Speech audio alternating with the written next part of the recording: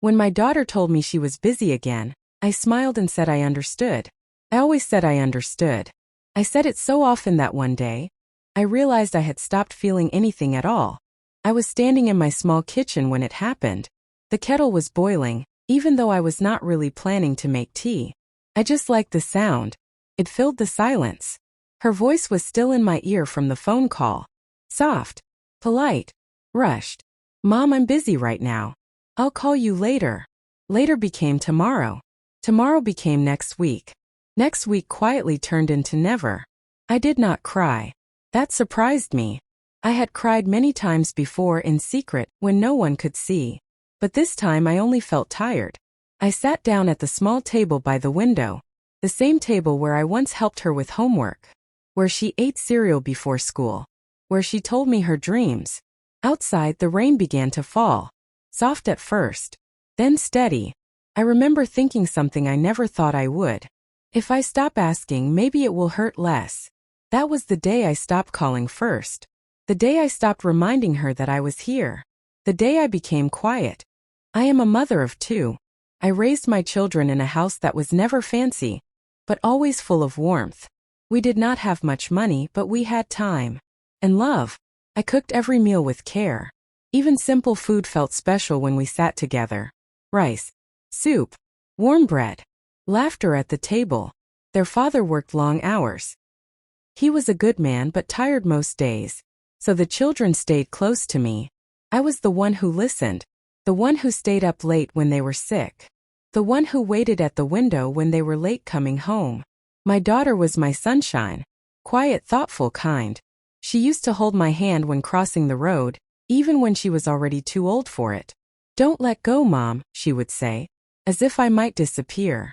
Life moved forward as it always does. They grew up. They married. They built lives of their own. I told myself this was the natural order. Children leave. Parents stay behind. I never wanted to be a burden. I never wanted to demand attention. I just wanted to stay connected. At first, the calls were frequent, short but loving. She would ask about my health. I would ask about her work. Then life became busy for her. A new job. A new home. Responsibilities. I understood. I truly did. The calls became shorter, then less frequent. Sometimes I was the only one calling. I would look at the clock before dialing. I did not want to disturb her. I did not want to be that needy mother. Is this a good time? I would ask. She would pause. Then say, I'm a little busy, Mom. Busy. Such a small word. Such a heavy meaning. I began planning my calls carefully. I rehearsed what I would say. I cut out stories. I skipped feelings. I told myself, be easy. Be light. One day I realized weeks had passed without hearing her voice. I picked up the phone. Put it down. Picked it up again. I did not want to feel rejected, but I also did not want to feel invisible. So I called. She answered, but her voice was distracted. Children in the background. A television playing. Mom, can I call you later? She said. I said yes. Of course I did. Later never came. That night I sat on my bed and stared at the wall. The house felt bigger than it ever had before. Every sound echoed. I wondered when exactly I became someone who could wait forever. The turning point came quietly. No shouting. No fight. It was my birthday. I did not expect a party. I did not expect gifts. I only hoped for a call. Morning passed. Afternoon passed. The sun moved across the floor. By evening I knew. I sat alone at the table with a small slice of cake I bought for myself. I lit a candle. Not to celebrate. Just to feel less alone. The phone did not ring. That night I made a decision without saying it out loud. I would stop asking. I would stop reminding people I existed. If they wanted me, they would come. I did not call the next week. Or the next. Weeks turned into months. When she finally called, her voice sounded cheerful. Mom, you've been quiet, she said.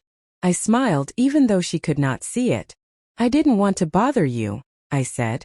She laughed softly. Oh, Mom, you know I'm just busy. Busy. I realized then that my absence had gone unnoticed. And that hurt more than anything else. I began to change my days. Not because I wanted to forget my children, but because I needed to survive. I started walking every morning. Slow steps. Fresh air.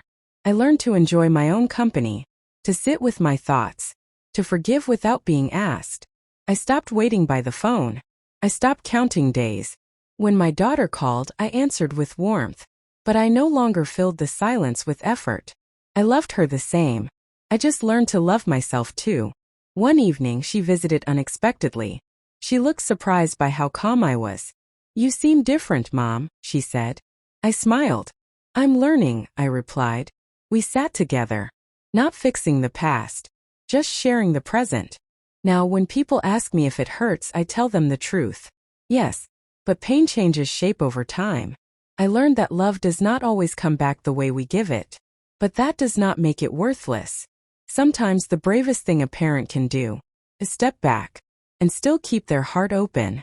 I stopped asking, but I never stopped loving. And somehow that gave me peace. If you are listening to this and feeling forgotten, please remember this. Your worth does not depend on how often someone calls you. Your life still matters. Your heart is still full.